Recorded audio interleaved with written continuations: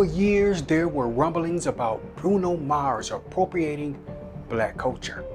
Does he still get a pass? There are two sides to this story, but there's only one. Backstory.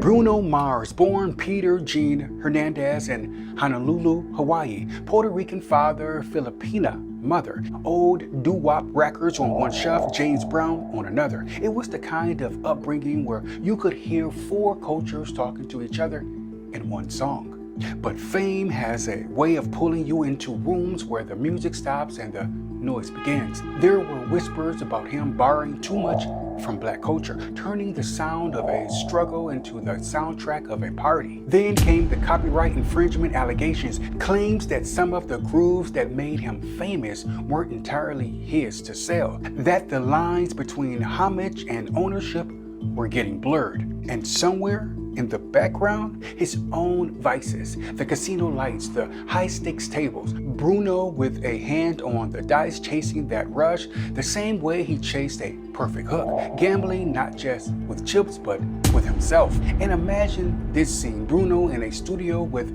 Pharrell. Bruno's ruthless saying, man, I want to do better. I want to improve black culture, make it cleaner, sharper, stronger. And Pharrell, cool, deliberate, leans back, intense gaze, improve. Nah, man, there's nothing wrong with it. The beauty's in the cracks, the imperfections, the grit.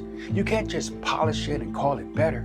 To understand the culture, you gotta live the walk, feed the hunger, the resilience, the fight. This isn't about pillaging the house, it's about preserving it, scars and all. Then Pharrell leans forward, voice even quieter now. You see, music isn't just a sound, it's a survival code. Every drum hit, every off-key note, every call and response, that's history talking. You can't just take the melody without the struggle, and if you really want to honor it, you don't fix the cracks. You make sure the light shines through them.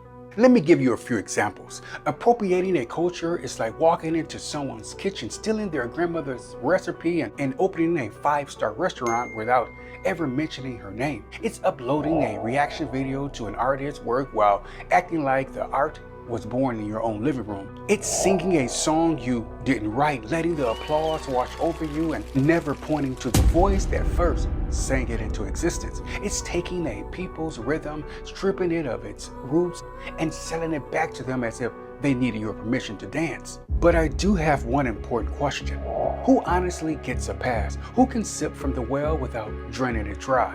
Because spiritually, there's a moment when guarding the culture becomes guarding the gate too tightly. We forget our